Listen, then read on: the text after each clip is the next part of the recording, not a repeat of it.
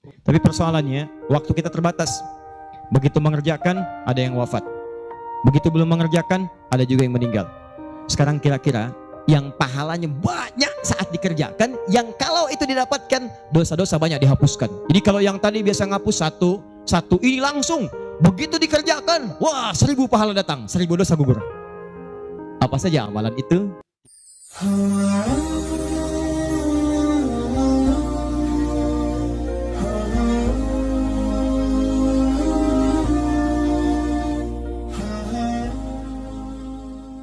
Saya tuh suka merenung gitu, bertafakur, lihat-lihat ayat, ya Allah, Nabi Adam kesalahan dikit, keluar dari surga. Ini saya dosa banyak, pengen masuk. Gimana caranya?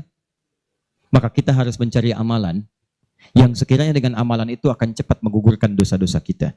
Karena yang paling bahaya adalah kita tidak mengerti berapa banyak dosa sudah dikumpulkan. Contoh, ini dosa mata aja di hari ini udah berapa banyak? Saya tanya pada antum, apa fungsi mata? Tuh, sudah salah. Mata bukan melihat, kalau cuma melihat, kambing juga melihat. Elang melihat. Bahkan mata elang sering saya katakan lebih tajam dibanding mata kita. Elang tuh naik sampai ke atas tinggi lewatin gunung. Anak ayam kelihatan. Antum naik pesawat sampai ke atas, anak sendiri gak kelihatan. Gak percaya besok silakan cek aja naik. Tapi persoalannya mata kita dihisap, mata elang enggak. Buka Quran surah ke-17 ayat 36. Paling kanan sebelah bawah. Wala taqfu ma laysa laka bihi ilmun innas sam'a wal basara wal fuada kullu ulaika kana anhu mas'ula. Hati-hati kata Allah, jangan mengikuti sesuatu yang belum kita tahu karena semua unsur sumber pengetahuan akan ditanya. Telinga akan ditanya, mata akan ditanya. Maaf, hati kita, pikiran kita akan ditanya. Karena ternyata, maaf, banyak dosa dikumpulkan lewat sumber-sumber informasi ini. Mata kata Allah, laki-laki, Quran surah 24 ayat 30, perempuan ayat 31. Katakan pada laki-laki yang beriman, kullil mu'minina yaghuddu min absarihim. Katakan pada pria-pria beriman, mata kalian hanya boleh dipakai untuk yang baik-baik saja. Yang tidak baik, palingkan. Dikala Allah nggak suka, kata Allah, palingkan. Berarti kalau Anda melihat sesuatu yang tidak disukai Allah, tercatat dosa di situ. Sekarang coba perhatikan. Berapa banyak dalam kehidupan baru bangun dah salah lihat. Astagfirullah. Bangun, lihat handphone. Begitu dibuka, cek status WhatsApp. Begitu yang dilihat siapa? Profil seorang. Ada muncul gambar iklan, gambar-gambar yang buruk, konten yang tidak bagus. Berapa kali antum melihat status di media sosial dengan gambar-gambar yang tidak baik? Hari ini aja udah berapa kali itu? Itu baru mata. Itu baru mata. Dan yang paling celaka gambar itu kadang-kadang antum simpan di handphone, dimasukkan ke saku, dibawa sholat. Coba ketika antum sholat tuh, bawa handphone antum, terkumpul berapa banyak yang kotor di situ? Gambar-gambar yang tidak bagus, konten yang buruk dimasukin saat yang bersamaan. Enak aja antum minta kepada Allah. Rabbighfirli warhamni wajburni warfa'ni warzuqni. Gimana Allah memberikan rezeki kepada antum sedangkan antum datang dengan kotoran? Antum mau menghadap orang penting di dunia datang ke tempatnya sepatu kotor, baju kotor, nginjak karpet rumahnya sengaja lagi. Apa antum diberi? Kalla. Belum masuk dah disuruh keluar. Antum datang menghadap kepada Allah dengan kotoran melekat di dalam diri, bahkan dimasukin ke sakunya, minta, ya Allah, sayangi saya. Bagaimana aku bisa menyayangimu kalau kamu datang dengan maksiat yang berlumur dan tidak kamu keluarkan dari dalam dirimu? Pikiran. Tadi aja tuh sebelum taklim dimulai, berapa kali prasangkanya keliru. Ini ustadznya mana sih ya? Ini panitia bagaimana sih? Sudah datang jam 5, sampai sekarang belum ada ustadznya. Ayo. Itu baru pikiran. Ini terakumulasi itu dari ujung kepala sampai dengan ujung kaki. Lisan. Saya tidak Ustaz, tidak seperti itu. Bagus. Tidak seperti orang itu tuh. Dari tadi begitu aja Ustaz itu sama. Jadi Anda bayangkan semua unsur tubuh kita dari ujung kepala sampai ujung kaki berapa banyak yang berbuat maksiat. Maka terakumulasilah dosa itu. Kadang-kadang lebih banyak daripada amal solehnya. Banyak. Seperti tangan tadi diangkat. Pertanyaan saya, di sini inti bahasan kita. Bagaimana kita menggugurkan dosa-dosa ini, sementara kita paham waktu kita terbatas, ini akan kita tinggalkan nih. Saya mohon ya tolong jangan banyak mainnya, tolong jangan banyak main. Demi Allah saya katakan, ada banyak yang tampak. Ada yang digulung ombak, sebabnya macam-macam, gak ada ombak pun meninggal juga. Ada yang kena gempa, dipertontonkan di hadapan kita untuk memberikan tanda, hari ini mereka, besok kamu. Hari ini kita antarkan orang lain ke alam kubur, besok Anda akan diantarkan untuk masuk ke penginapan berikutnya. Maka mohon maaf, jangan banyak bercanda di sini. Ada alam setelahnya. Nah persoalannya yang di sini nggak dibawa, ini yang kita bawa nih, cuman dua. Kalau nggak bawa pahala, bawa dosa. Maka sebelum kita pindah ke sini, gugurkan dulu. Karena kalau sudah pindah ke sini, tidak ada kesempatan yang kedua untuk menggugurkan ini yang telah banyak terkumpul saat di dunia. Nah, karena waktu kita terbatas, kita tidak tahu kapan akan pulang. Mungkin yang merasa sekarang hidup untuk berkepanjangan, tiba-tiba pulang dari sini, mungkin pulang menghadap Allah Subhanahu wa Ta'ala. Pertanyaannya, Ustadz, apakah ada amalan yang sifatnya cepat, singkat, tapi pahalanya begitu banyak melimpah untuk bisa menutup dosa-dosa yang berlumur yang pernah kami kerjakan? Itulah yang akan kita bahas pada malam hari ini. Jadi, ini inti bahasa yang akan kita keluarkan, amalan cerdas dengan pahala melimpah untuk menutup dosa-dosa yang kita kerjakan dalam waktu yang cukup singkat. Paham sampai sini? Nah, ini mukadimah kedua, baru kita masuk pada isinya. Saya coba hapus dulu ya. Biar saya aja, biar pas ngapusnya. Ya. Nah, ini caranya Mas. Apa-apa, ini biasa. Kedatangan pertama, datang sendiri, nangin sendiri, nulis sendiri, ngapus sendiri. Ya. Kadang dibantuin, salah hapus, kita tulis lagi. Luar biasa. Masya Allah. Baik. Amalan itu banyak. Salat, sedekah, infak, dan amal lainnya. Tapi persoalannya, waktu kita terbatas. Begitu mengerjakan, ada yang wafat. Begitu belum mengerjakan, ada juga yang meninggal. Sekarang kira-kira, yang pahalanya banyak saat dikerjakan, yang kalau itu didapatkan, dosa-dosa banyak dihapuskan. Jadi kalau yang tadi biasa ngapus satu, ini langsung, begitu dikerjakan, wah 1000 pahala datang, 1000 dosa gugur. Apa saja amalan itu? Kita mulai. 1. Semua amal kebaikan yang kita kerjakan, yang jadi amal saleh, bernilai hasanah, itu dalam fikih disebut dengan sedekah namanya. Ya, saya kasih konsepnya dulu supaya paham. Kullu ma'rufin sedekah. Setiap perbuatan baik itu namanya sedekah. Di nama umumnya sedekah.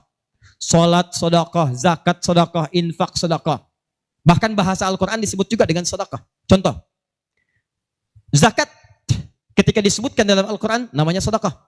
Ya, Quran surah ke-9 ayat 103. Khudz min amwalihim sedekah. Ambil zakat dari harta mereka, tapi disebutnya dengan sedekah. Ya, dikeluarkan pada 8 golongan sedekah. Ayat ke-60-nya, innamas shadaqatu lil fuqara.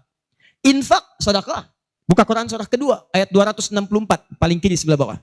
Ya ayyuhalladzina amanu la tubtilu shadaqatikum bil manni wal adha. Jangan kalian batalkan sedekah-sedekah kalian dengan perbuatan yang merusak. Apa contohnya? Kalladzi yunfiqu malahu ria'an nas, seperti orang infak yang ria. Jadi infak disebut dengan sedekah. Di semua perbuatan baik kita, salat kah, haji kah, umrah kah, puasa kah, semua namanya sedekah dalam fikih. Nah, sedekah ini kemudian oleh Nabi dibagi kepada 2 bagian.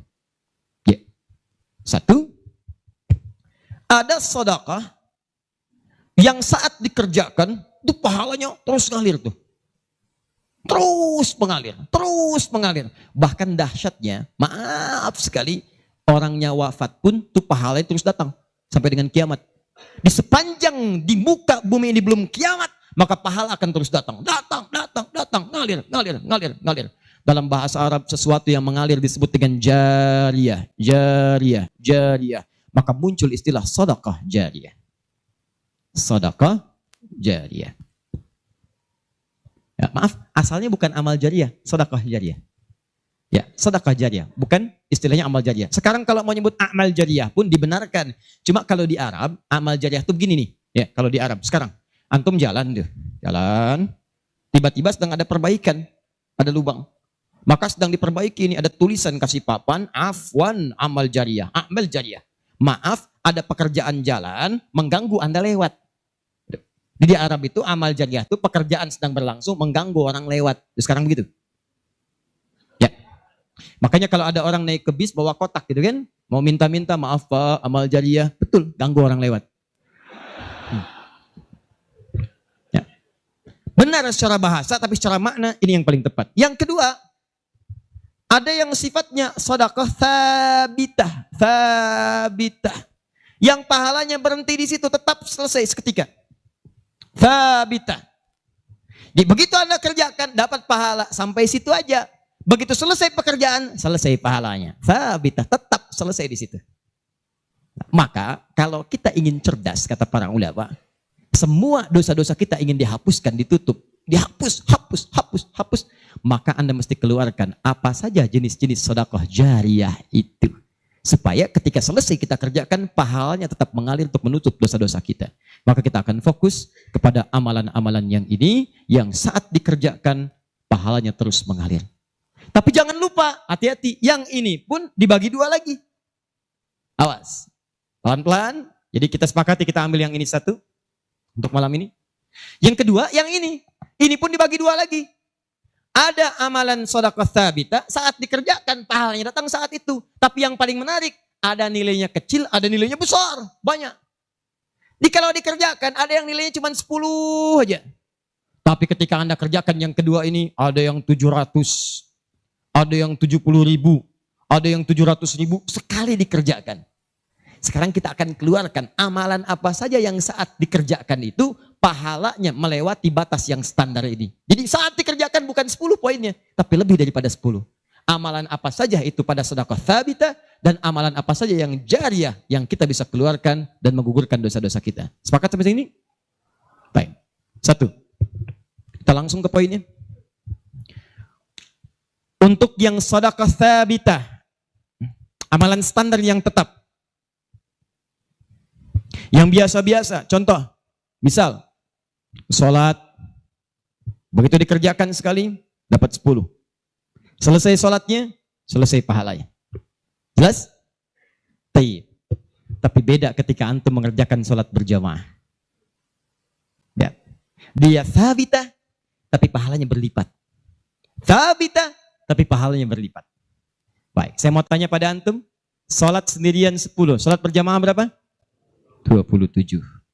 Maka kalau Anda ada ajakan berjamaah, sekalipun misalnya di tempat itu tidak ditemukan masjid, sedang di kantor, ada teman misalnya, alih-alih Anda sholat sendirian dan tidak bisa menemukan masjid, kenapa nggak ajak teman Anda untuk berjamaah? Walaupun cuma 2 orang. Beda pahalanya teman-teman sekalian sampai 17. Yang satu 10, yang satu 27. Karena sholat berjamaah itu hadisnya dibagi 2. Ada hadis yang mengajak ke masjid, ada hadis yang masjidnya nggak ada, cuman bisa berjamaah. Sholatul jamaati afdalu bin sholatil fardi bisa bin wa isyrina darajah. Sholat berjamaah lebih utama daripada sendirian. 27 jamaah di sana sifatnya umum. Kalau ada di masjid, usahakan ke masjid. Kalau nggak bisa ke masjid karena alasan syar'i, maka yang penting jamaah. Saya suka bingung nih, ini kan di rumah kamar banyak. Tempat luas. Kenapa kok bisa di rumah ada 5 orang? Ini ada istri, ada suami, anaknya 2, asisten rumah tangga 1. Kok bisa ini sholat di kamar yang ini sholat di kamar yang ini sholat di ruangan yang ini? Kenapa di rumah itu nggak kumpul satu tempat berjamaah? Pahalanya 27. Satu kedua, 500 tahun. 2 ketiga, 500 tahun. Jadi kalau antum sedang lupa-lupa tuh, ingat-ingat dosa. Daripada milih sendirian cuma 10, berapa dosanya pada saat itu? Boleh jadi pahala sholat antum 10, tapi dosanya pada hari itu 20. Tuh. Bagaimana cara nutupnya? Maka biasakan naikkan. Jamaah. 1, sholat berjamaah. Karena itu panggilan-panggilan sholat dalam Al-Quran seringkali menggunakan bentuk jamaah. Silahkan cek. Panggilan sholat pertama Al-Baqarah ayat ketiga. Alladzina yu'minuna bil ghaib wa yuqimun, tunaikan dengan orang banyak, bentuk jamak. Mereka tunaikan dengan orang banyak, kerjakan dengan banyak orang. Makanya kalau bisa berjamaah, kenapa mesti sendirian? Jelas sampai sini? Kalau antum ke masjid itu lebih banyak lagi. Tadi sudah saya jelaskan, datangnya dapat 25, masuk masjidnya, i'tikafnya, macam-macamnya. Makanya kalau sudah ada panggilan jamaah untuk ke masjid dan antum bisa mengerjakannya, demi Allah saya katakan, jangan tinggalkan. Jangan tinggalkan. 1. 2. Saya sebutkan yang banyak saja supaya agak cepat. 2. Membaca dan menghafalkan Al-Quran. Membaca dan menghafalkan Al-Quran. Amalan kelihatannya sederhana, Tapi pahalanya begitu berlimpah. Masya Allah. Tahan sebentar. Tadi kalau sholat sendirian, berapa pahalanya? 10 sholat. Baca Quran, bukan sekali baca, satu hurufnya 10. Satu huruf. Dalilnya At-Tirmidzi nomor hadis 2910. Perhatikan kalimatnya. Man qara'a harfan min kitabillahi falahu asyru hasanat. Siapa yang bisa membaca satu huruf saja dari kitabullah, dia mendapatkan padanannya 10 kebaikan. Nanti saya tuliskan rumusnya nih. Lihat baik-baik, ini enggak sembarangan dia, ini enggak sembarangan. Siapa yang baca satu huruf saja dari Al-Quran, dia akan mendapatkan 10 kebaikan setiap hurufnya. Walam aqul alif lam mim harfun. Saya tidak katakan tulisan alif lam mim itu satu huruf, bukan. Alif lam mim dibaca satu huruf, bukan. Walakin alifun harfun, lamun harfun, mimun harfun. Tapi setiap alifnya 10, lam 10, mim 10, walikuli harfin asyru hasanat. Dan setiap antum bacakan satu hurufnya 10 kebaikan, 10 pahala. Jadi kalau saya bacakan alif lam mim, dapat berapa? Belum tentu. Belum tentu. Lihat sini, saya tunjukkan cara bacanya. Sebagian kita mengira itu kecil, tapi menurut Allah itu luar biasa. Perhatikan baik-baik. Lihat sini. Tahan. 1, 2, 3. Baca. Alif lam mim. Baca lagi, Pak. Bagus. Ada lagi yang bisa dengan tajwidnya yang lebih bagus? Siapa lagi? Boleh, silakan angkat tangan.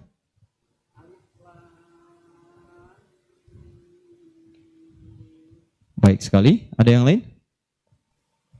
Ya.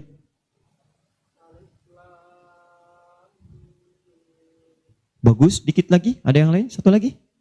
Masya Allah.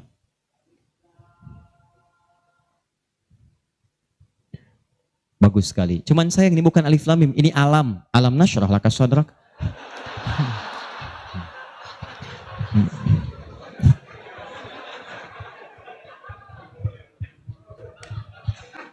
Saya mau katakan, kalau Quran ini seperti tuduhan orientalis dan orang-orang menuduh Quran buatan Nabi Muhammad, padahal dulu tidak ada harakatnya, maka semua kalimat ini yang tertulis begitu akan dibaca sama.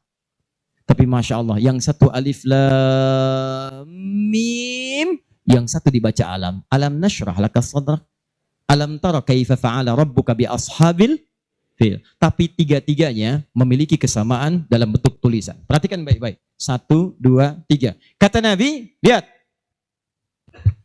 Jangan katakan alif lam mim satu huruf, tapi alifnya satu, lamnya satu, mimnya satu. Walikuli harfin asyru hasanat. Setiap hurufnya 10 kebaikan. Jadi kalau saya bacakan alif lam mim, ada berapa huruf?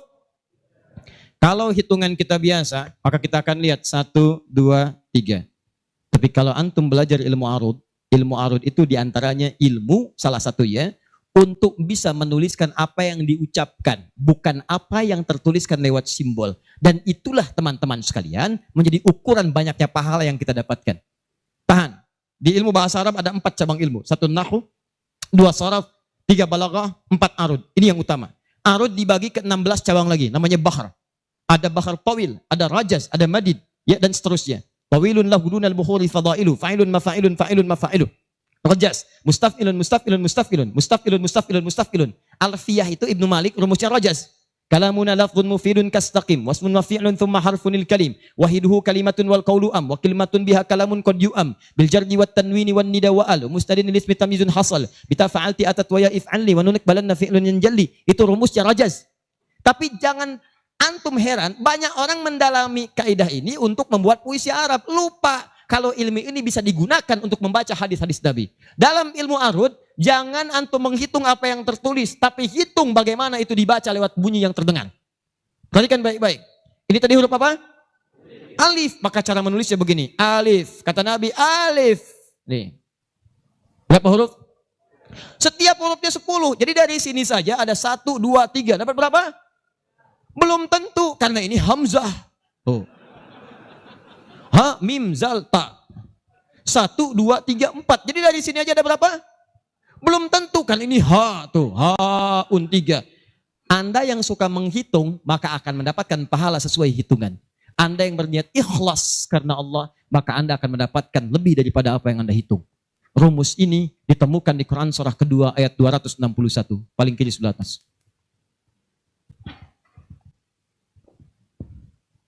Tahan. Pelan-pelan. Ini rumus adanya di ayat infak. Tapi cara menerapkannya di semua kategori cara kita beramal. Orang kalau berinfak tahunya dapat 700. Matsalul ladzina yunfiquna amwalahum fi sabilillah kamatsali habba. Orang yang infak di jalan Allah seperti menanam satu benih. Ambatat sab'a sanabil. Satu tumbuh jadi 7 tangkai. 1 kali 7, 7. Fi kulli sumbulatin mi'atu habba. Setiap tangkainya ada 100 benih. Ada 100 buah lagi. 7 kali 100, 700. Ayatnya suka dipotong sampai sini. Kalau Anda infak sekian, kalikan 700. Lupa, ayatnya belum selesai. Wallahu yudha'ifu liman yasha. Dan Allah akan melipat gandakan amalan tanpa batas bagi siapa yang tidak pernah berhitung.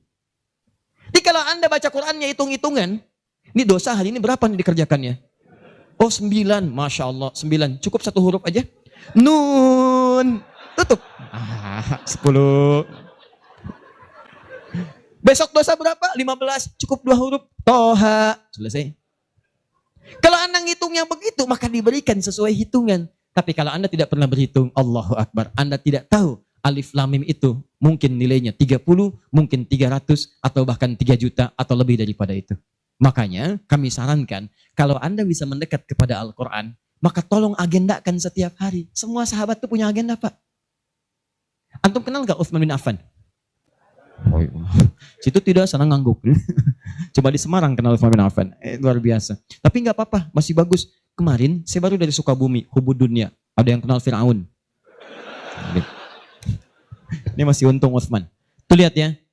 Utsman itu bukan cuma cerdas dalam urusan bisnis dunia, tapi tijarah akhiratnya itu luar biasa. Utsman paham, saya di dunia boleh kaya, tapi di akhirat bagaimana status saya?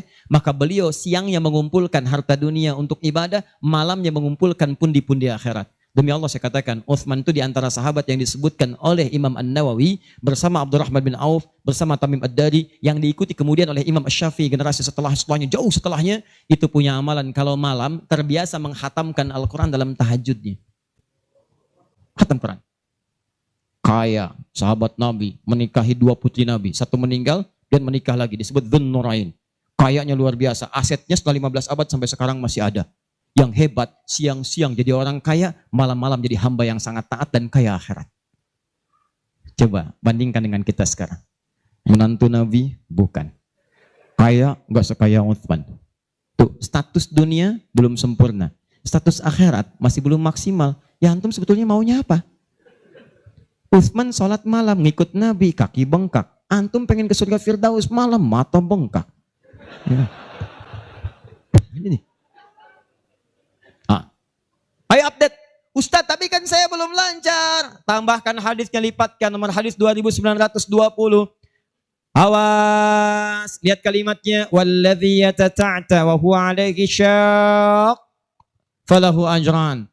Siapa yang memulai menghafal, membaca, siapa yang mulai membaca Al-Quran tidak lancar, terbata-bata bacanya, mengejaknya. Orang baca alif lam mim, dia alif lam mim falahu ajran, maka dia mendapatkan 2 kali lipat dari orang yang lancar. Orang lancar misal 30, dia 60. Terima kasih ya Allah, kalau begitu besok saya nggak lancar aja bacanya. Oh, bisa. Itu tidak lancar yang direncanakan. Yang lancar diikuti oleh malaikat ma'asyafaratil kirabil barara. Yang belum lancar diapresiasi karena perjuangan kesungguhannya, bacaannya dapat nilai, perjuangannya mendapatkan nilai di sisi Allah Subhanahu wa ta'ala. Karena itu saya sarankan, maaf, mulai sekarang antum bikin kurikulum. Nih, 1 tadi, bikin table begini. Nih. Saya katakan pada teman-teman juga yang di Bekasi, yang di Jakarta, ya, saya kasih 2 amalan dulu nih. Mulai sekarang antum bikin begini.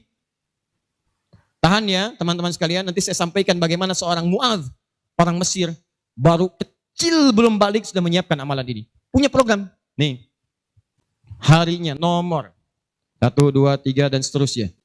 Ini misalnya harinya apa besok, amalannya apa, mulai dengan sholat di sini, jamaah. Ini tadi bacaan Al-Quran. Kalau bisa saya sarankan setiap hari mulai menghafal, walaupun cuma 1 ayat. Usahakan menghafal. Demi Allah saya katakan, pahala menghafal Quran lebih banyak daripada baca. Paling minimal 4 kali lipat. Karena itu ayat menghafal disebutkan 4 kali dibandingkan ayat baca. Silahkan cek Quran surah ke-54. Ayat 17, ayat 22, ayat 32, ayat 40. Saya ulangi. Ayat 17, ayat 22, ayat 32, ayat 40. Ada? 17, 22, baik. Kemudian 32 dan 40. Kenapa ketawa? Benar kan?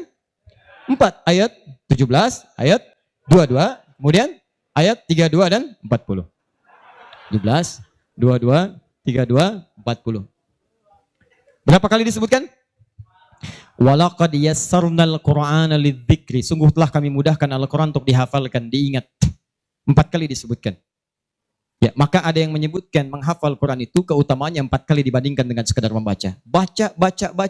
Orang baca itu biasanya cuma sekali. Dzalikal kitabu la raiba fihi hudal lil muttaqin. Sekali. Tapi orang menghafal jangan harap sekali. Dia akan terus mengulang. Dzalikal kitabu la raiba fihi la raiba fihi Dzalikal kitabu la raiba fihi Dzalikal kitabu la raiba fihi hudan lil muttaqin Dzalikal kitabu la raiba fihi hudan lil muttaqin Dzalikal kitabu la raiba fihi hudan lil muttaqin. Pertanyaan saya, berapa banyak pahala didapatkan?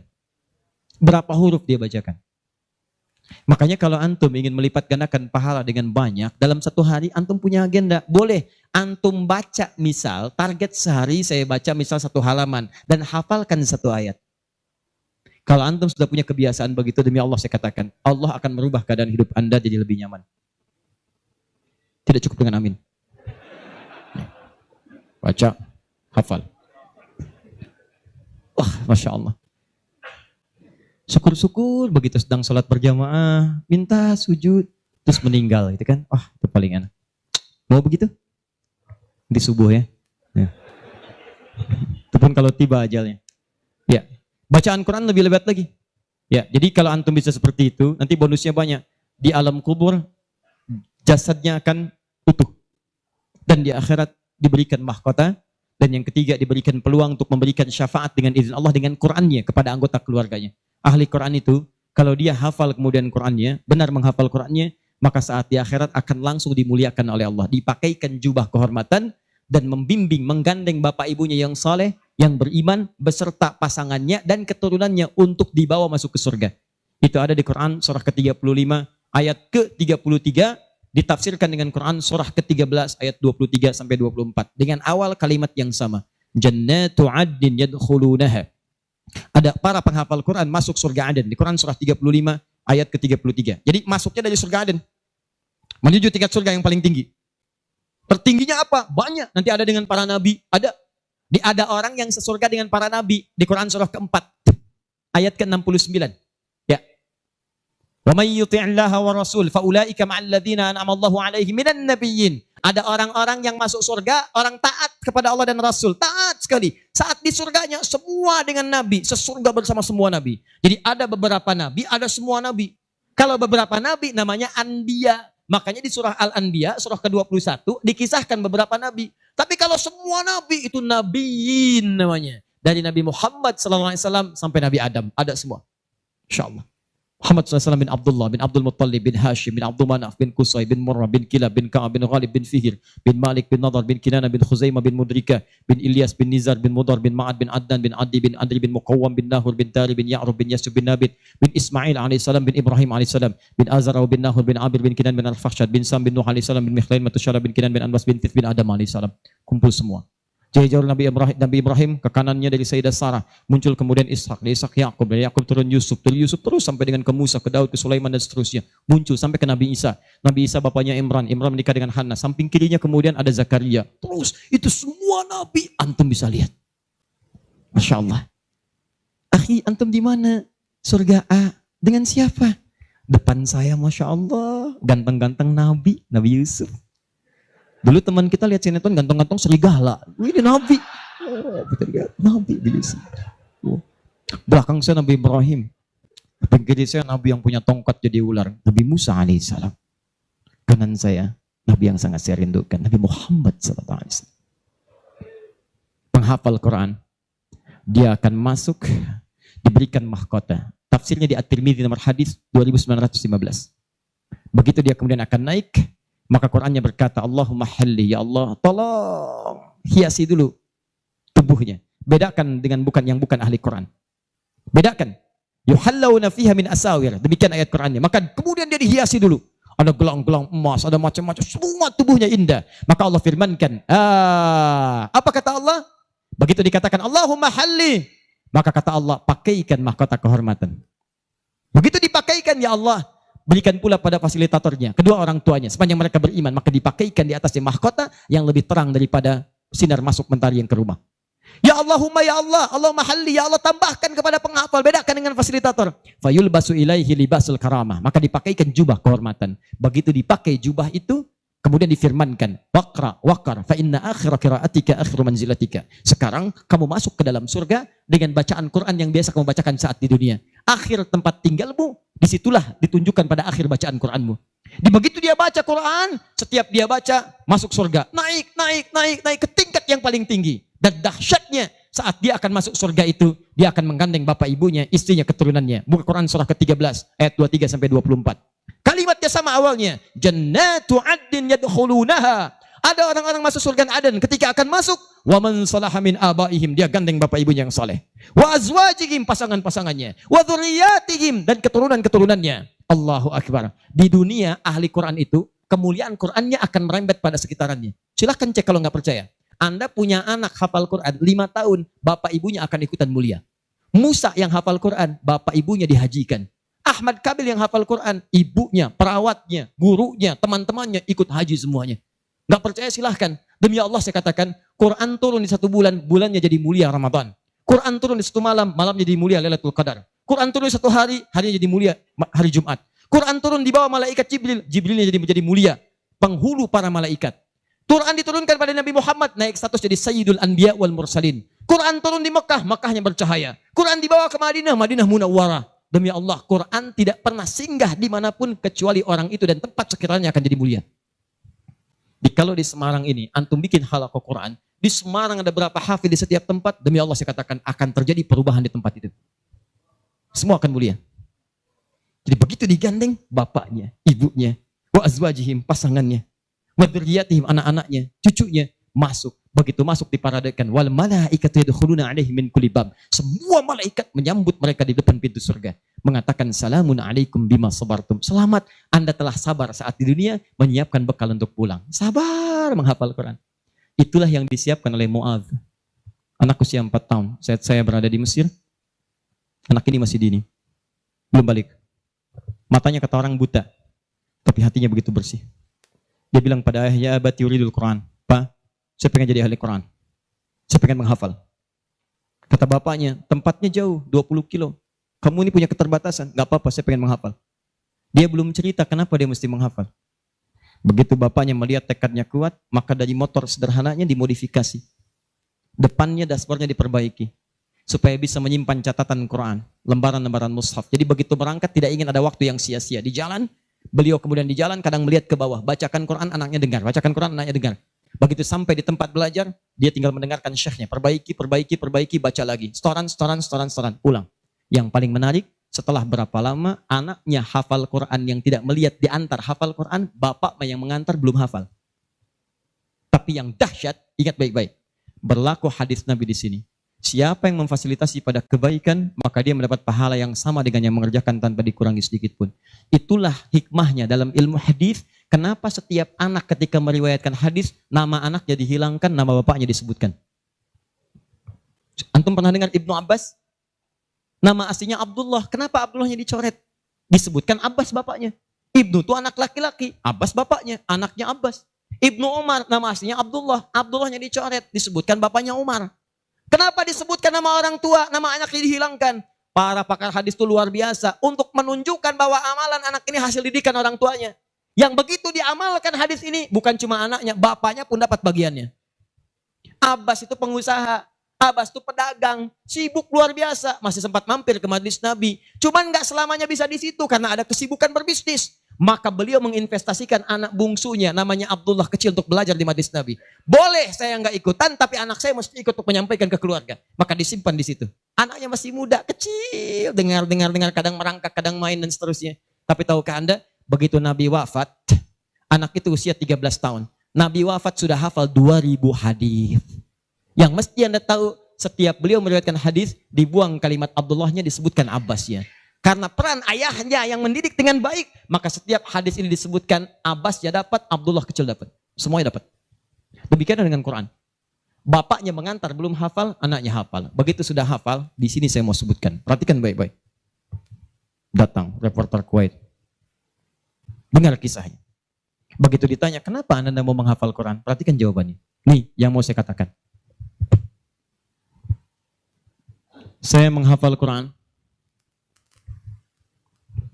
untuk mencari bekal bagi saya pulang. Saat saya menghadap kepada Allah sendirian, tangan saya bergetar, kaki saya bergetar. Saya tidak akan ditemani lagi oleh ayah yang mengantarkan saya dalam hafalan. Ibu saya tidak akan menemani, saudara saya tidak akan menemani. Saya akan sendirian bersama Allah. Ini anak masih kecil, mata nggak bisa lihat, belum balik, sudah punya pikiran demikian. Kalimatnya apa selanjutnya? Kata beliau, saya akan katakan di hadapan Allah dengan perasaan gemetar. Ya Rabb, jika memang bekal saya belum cukup untuk mendapatkan ridhamu sampai saat ini, maksudnya surga, maka mohon ya Allah, kurangi siksaan saya di neraka dengan Quran yang telah saya hafalkan ini. Ya Rabb, jika bekal saya belum cukup sampai saat ini untuk mendapatkan ridhamu, saya telah berhafal Quran ya Allah, saya telah berusaha menghafal Quran untuk saya bawa sampai dengan saat ini. Kalaupun itu belum cukup mendapatkan ridhamu untuk masuk surga, tolong ya Allah, walaupun saya ke neraka, kurangi siksaan saya di neraka dengan Quran yang telah saya hafalkan. Anak buta, mata belum bisa melihat, keadaan demikian, belum balik, dia sudah mencari bekal untuk pulang. Duhai Anda yang katanya pengen ke surga, surganya Firdaus, pengen bersama Nabi, demi Allah saya katakan, dari 24 jam Allah berikan pada Anda, berapa yang sudah Anda siapkan mencari bekal akhirat? Ayo kumpulin dunia, ayo silakan, silakan, gak ada yang larang. Cuma satu saat, Anda akan lihat siapa yang tertawa, siapa yang tertunduk lesu membawa catatan amalnya. Itu saya sarankan bagi Anda, ayo besok bikin. Nih, sholat mau di mana? Baca Quran mau berapa ayat? Hafalan mau berapa ayat? Mesti beda. Antum lahir belum hafal Quran wajar. Masa pulang pun gak ada yang dibawa? Ayo bawalah walaupun cuma satu ayat. Ya, saya satu surat Ustaz, An-Nas, tambah. Ya, jelas? Kalau sudah jelas, amalan ketiga, saya cepat. Tenang ya, katanya pengen sampai subuh. 3, saya cepat. Setelah ini saya ke ujungnya. Kita sebentar lagi berakhir. Ketiga, infak. Infak. Masih ingat teman-teman? Kalau yang standar tadi, berapa pahalanya? 10. Infak paling minimal 700. Infak paling minimal 700. Allahu Akbar. Dalilnya Quran surah kedua ayat 261. Paling kiri sebelah atas. Tadi saya bacakan. Mathalul ladzina yunfiquna amwalahum fi sabilillah kamathali habbatin ambatat sab'a sanabil fi kulli sumbulatin mi'atu habba. Wallahu yudha'ifu liman yasha' wallahu wasi'un 'alim. Perumpamaan orang infak di jalan Allah. Infak itu, ini yang perlu saya luruskan. Tidak harus menggunakan uang. Infak itu pemberian bersifat materi. Makanan itu infak, pakaian itu infak, buah-buahan itu infak. Silahkan berbagi, walaupun gak ada uang, bisa kita gunakan dengan yang lain. Cek, kalau antum main ke Eropa, ada rezeki main misalnya, main ke Auckland, ke New Zealand.